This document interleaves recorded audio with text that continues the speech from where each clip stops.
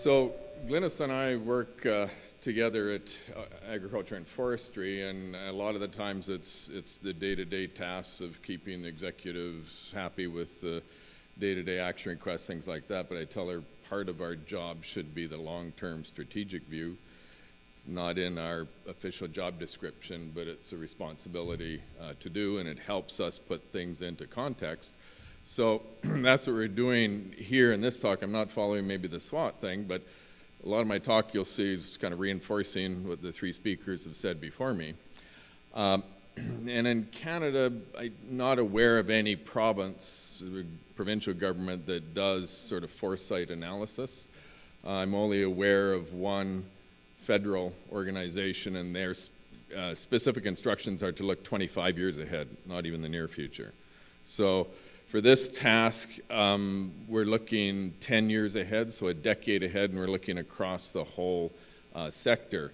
So this is sort of the foresight is scanning the whole horizon on a global sense and then bringing that down. There's different ways to compartmentalize it. We've stuck with a fairly simple one here, the STEEP drivers for social, technological, economic, environmental, and political things. So I'm going to go through this kind of mixing both the global to the local. I will end up with, we've got 12 points specific for APG on this. And we've done a customized product for you folks, which Nevin will be selling on the side table later.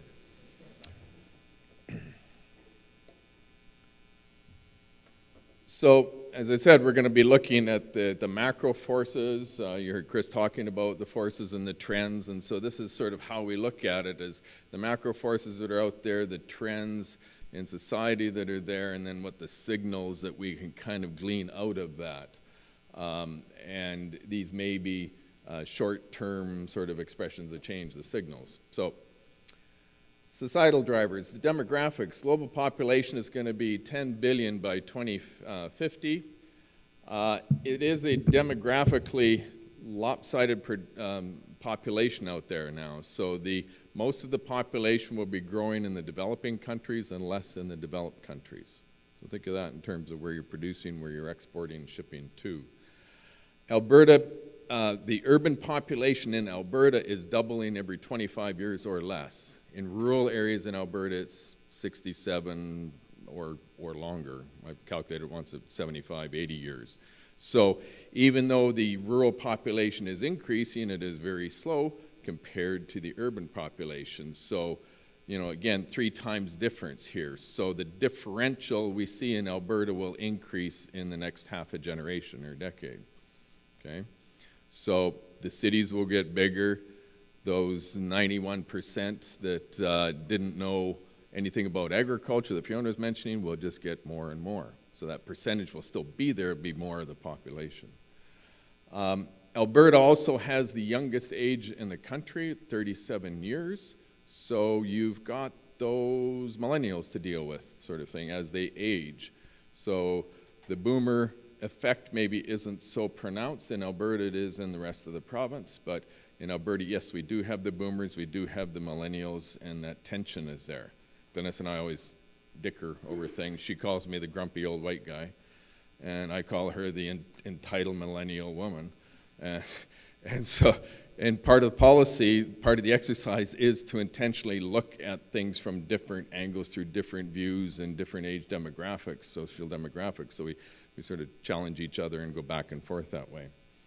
Migration. Globally, it's increasingly driven by political and environmental instability. A lot of the stuff we see in Africa, Asia is being driven by the environment and the political instabilities there. And migration is going basically global, worldwide on this. There's fairly high levels of education and expertise in some of these migrants. You're getting, we see taxi drivers that have been doctors somewhere else, cannot get certified here, that type of thing. Greater numbers from the global south coming here, bringing sort of the cultural, religious diversities that we see and preferences that come along with that.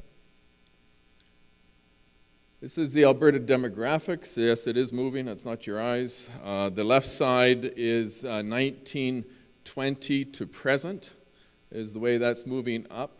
You see the bulge and the younger age and the bulge just moving up through there.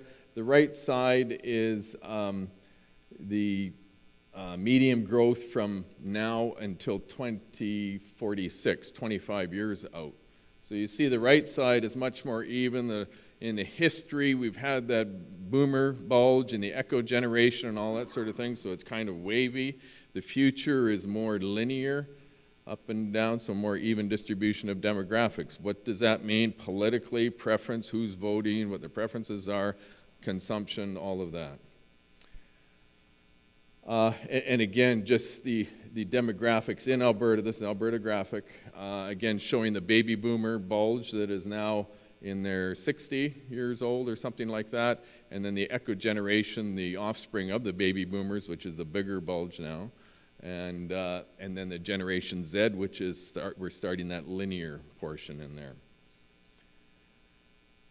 In the next 25 years, Alberta will be adding 23 million people.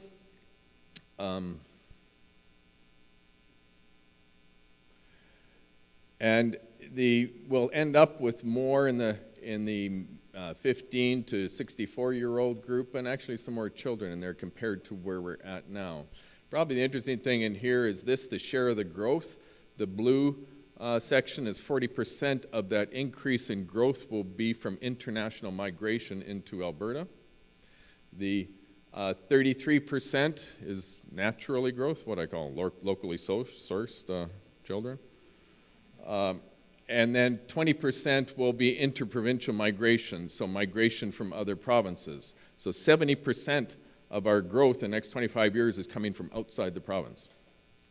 So again, that type of thing, where are they socially, politically, culturally, preferences, age demographics, that sort of thing, it will all play a role to markets, to how we adopt technology, to how we do things. Economic drivers are what we call neo-mercantilism, and this is the basic, the international desire now to maximize exports, minimize imports, and in this win type of capitalism, it's a war out there. We're winning, we're challenging, we're fighting, we're doing all of that. It's no more sort of this negotiation mercantilism that we had in the past, so much more sort of aggressive. Internationally, this is happening. Erosion of multilateral institutions, trade issues that we saw, sort of erosion of them, not working so well anymore, people looking for alternatives. That will continue, and trade-offs will be necessary to maintain and expand the trade relations that we're seeing.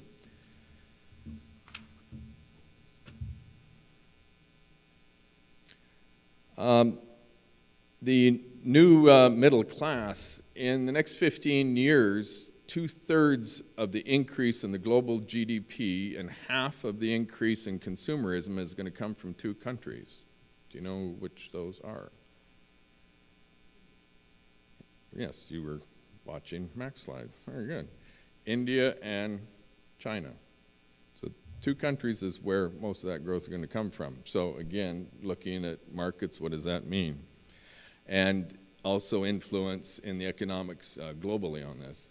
The products that we're going to see, we're going to move from sort of petroleum-based to biologic-based materials, decomposable, organic, fiber, all of that sort of thing. The circular economy will come into play. Who's familiar with circular economy, seeing that? Probably read up on that. A lot of the big companies are moving into that space. Coca-Cola, Nestle, all those sort of things are saying, yes, we are going to the circular economy in design of our products and processing of our products. The MacArthur Foundation, Dame Ellen MacArthur is the proponent of that. It was a hot topic at the World Economic Forum, I think 2 years ago. So that will happen. Dematerialization of goods that are out there. Footprinting, we talked about that. New feedstocks, new source materials are going to be appearing. There's a whole society that's looking, or association that's looking at carbon as a feedstock for processes. And and online provisioning of services. The personalization of anything, the serviceization, it's called, so everything becomes a service in one form or another. Serviceization, it's in your document. So that will prevail. Just a graphic of the circular economy. So here's a farm of the future that is going to be looking at biofuels, at producing sort of local production of energy. The lower right is this multi-feedstock biorefinery, nutraceuticals, the bio industry, biopolymers, biochemicals, that sort of thing will be happening. The left side is the water, exporting water to biomass, to feedstocks, that sort of thing. So what's there? How do we minimize waste? All of those things come into play. Technology drivers. Digitization, think back 10 years ago, what we used digitally. What was your smartphone capable of, the big flip phone or something like that? And now what do you have in 10 years from now? What will you have, or will it be this? Will it be something else? So we're seeing that in spades. Developing countries will be driving the next round of tech innovation for the rural economy. We're seeing huge leaps in Wi-Fi and use of digital technology in developing countries, rapid development of that, new niche markets. We think we're developing it here, maybe not so, and remember the growth is going to be in that part of the world in the next 10 years, not here. So we will see more development for those markets. We can only hope that we can benefit from that technology and those applications as well. This gap widening between early adopters and the rest. So the early adopters are there. The rest now are usually the poor, rural people in the world. And they're lagging behind. And again, there's that differential there. How is the world going to pull that together? And as I said, ag can benefit from innovations in other sectors. Ag is a small sector, so the application won't be built specifically for ag, or if it will be very expensive. But ag can benefit from applications done for other sectors, whether it's being banking or mining or whatever, and apply it to ag.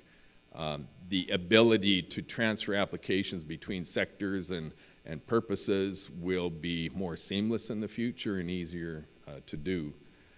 Data is vital in underpinning basically everything. In the next decade, we will see more, well, if we haven't seen it already, more data in the private sector than in the public sector. The public will not hold as much data, or maybe even be able to do as much with the data that the private sector will in a decade. We're seeing huge developments there. Personal information being traded for personal products and services. The example there is in the healthcare, where you have your Fitbit or something now, and you can enroll in health programs, providing data to them. They will give you everything from movie tickets to something else in turn for that, and a free Fitbit. So they are collecting their data and using it in a number of ways. So all of this data will enable automation, supply chain, and logistics. All of that will become more seamless. And remember, as I said, the data will reside mostly in the private sector, or come from that. I was saying to somebody the other day that there's more agriculture information in Canada held in the private sector now than in the public sector, and they had to agree with me. Some of these large private corporations with a lot of data are approachable. We just never have. Again, the exercise earlier today of the thread, connecting all the different players. I asked them, I said, one company I was talking to, you have probably the most largest repository of field data in the country. Has anybody approached you to help you data mine that? And they said, no. I said, would you be open to that? They said, yes. So again, everybody sitting on the other side of the fence looking at each other. This is just a historical on the left to the data insight on the right of the integration of the data on the farm. And again, you won't have to physically move stuff from one piece to another. It will be automatically connected, acquired, sorted, and value added, all done magically behind the scenes or up in the cloud or something like that. Environmental drivers, climate policy, climate emergency was the 2019 word of the year. We're now globally, they are able to attribute disasters, natural disasters, to the climate change. Will that be a risk for Alberta? Yes or no? And again, thinking ahead 10 years, this is where we're at now. We will have, or an order of magnitude, more capacity of this within a decade. We have a lot of inconsistent goals, demands, and the policies around that. Canada has pressure internationally on policies, and then Canada's trying something, Alberta's trying something, other provinces are trying something. Be a lot of confusion over the next decade in that area. Conscious consumption is out there. Consumers want to do the right thing for the environment in one way or another. They're not sure. They're not conversant or knowledgeable in the environment, and who is going to be training them? It won't be the government. The education will be from the private sector. So you see ads like this one from Patagonia, don't buy this jacket. And again, there's rationale behind that. That's why you buy the jacket and learn about the ad. The other thing in 2030, which is a decade from now, is a coincident date with a lot of other international targets and goals, the Sustainable Development Goals, these ones here. I would say align yourself with them. You may not be aware of them now. Industry is moving very aggressively in a couple of these now, and they will be moving in them more. As we get into the latter half of the decade, the 5 years before 2030, it'll be very aggressive towards meeting those targets, and they'll be expecting all of society to do that. As well as SDGs, there's other targets there. Sustainability, ESG, which is environmental, social, and governance reporting, is the new norm for corporations. So they are doing that. There's some unique websites that corporations have now where you can get in to look at the narrative of the corporation, similar to what we were talking about, the need for farmers to show a narrative. So that is the business standard. It's increased rapidly in the last couple of years. It will continue to increase over the next decade. State-centered politics. We've transitioned from this sort of unipolar to multipolar world, from liberal capitalism to sort of the authoritarian capitalism. There's a few regimes out there, very sort of authoritarian how they work in capitalism. And we see this rise in nationalistic agendas. New countries are stepping into the roles vacated by the U.S. Canada has an opportunity to step into that. I think it has been doing some in trade. Us versus them. Polarization is the growth between and within countries in nearly every issue. East versus West, rural, urban, economics versus the environment. Governments have two main policy tools, incentives and regulations. That's sort of their domain. Private sector has more tools, and we'll see more of those employed. Consumer demand's not always well-informed or accurate, but they still drive the policy process. So it doesn't matter what's real or where science is, the consumers will drive that, and we have to watch for that. Opportunities for the pulse growers. India is going to become the most populous country by 2050, and they have this existing preference for pulses. There's an opportunity there. Society is moving towards the plant-based protein sources, as we heard mentioned earlier. That will progress over the next decade. How can we develop that? How can you link the thread between the suppliers and the supply chain? Canada has always been, and Alberta has been, criticized in the past for not having a good connection between all the players in that supply chain. Maybe the opportunity is now to close that. Maybe we can use the technologies and things to do that for us. Sustainability has gone mainstream. I heard earlier they didn't like the term. Yeah, okay, whatever. But industry is using that term as a currency for what they're doing as a strategic direction for many the large companies. So it's there. How do you connect with them on that platform? You have huge opportunity there. You are the sustainable crop of the world, and perhaps the area that is growing. Consumer education is necessary. That's Deb's problem. Tell your story or someone will tell it for you. Again, support her. You want her to tell the story. You don't want some Joe off the street that saw a brochure in Safeway and they're an expert all of a sudden. Data is paramount, will underpin everything in the future. Get your head around data and how data automates and uses things. That will be the future. I'll tell you stories another time. Footprints and certifications can be used as a trade tool. Again, we were early in that, trying to get your head around it. You have to work with it a bit and get your head into it to get comfortable with it.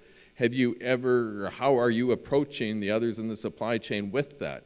They're ready for that. They're accepting of that. They want to see that. They don't really know what they want, but until you show it to them and explain it to them, and then they'll take off with it. Opportunities for rural communities to leverage the tech innovations from developing countries. So again, more trading back and forth of these tech innovations. Environmental regulations will become more stringent, not less. So be part of the conversation earlier. My prediction is in Alberta, you will see a large amount of regulations that will cost farms. Most of it related to environmental regulation. Some of it may be related to trade. I think trade will allow us to move through different channels or additional channels than what we had before. Government is stepping back in many areas, and not here, just everywhere. But also here, the private sector will be the driver in policy, research, and extension. And there'll be multiple players there. There won't be a single player, you can't count them on 3 fingers like you could in the past. The future will be many of them. And looking at niche markets, division of technologies, all of that. As one of your speakers at the Protein Institute said, beware the panda. In terms of that, I would say also beware the duck and the whale and a few of these other things. There are these environmental NGOs. I don't know why we differentiate the NGOs. You are an NGO. They are commodity organizations as much as you're a commodity organization, and they act the same way, so I don't know why we differentiate them. But they are pushing their agenda. They're very smart how they're doing it and working and aligning with the private sector to achieve their goals. The same opportunity is there for you. Sustainability partnerships will be key and should include the entire value chain. Again, that message is probably being said over and over a number of times. I'm saying it again. The opportunity is there.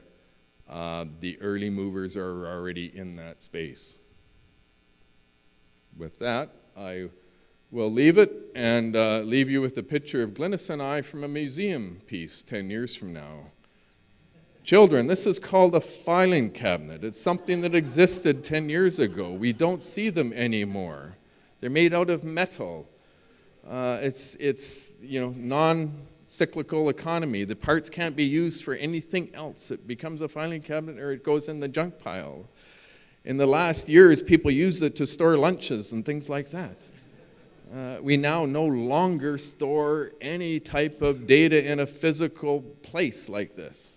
These were storage cabinets for a while, but don't even exist now. So, this is a glimpse of the antiques of the future. No, just the guy on the right, not the left. Yeah. Thank you.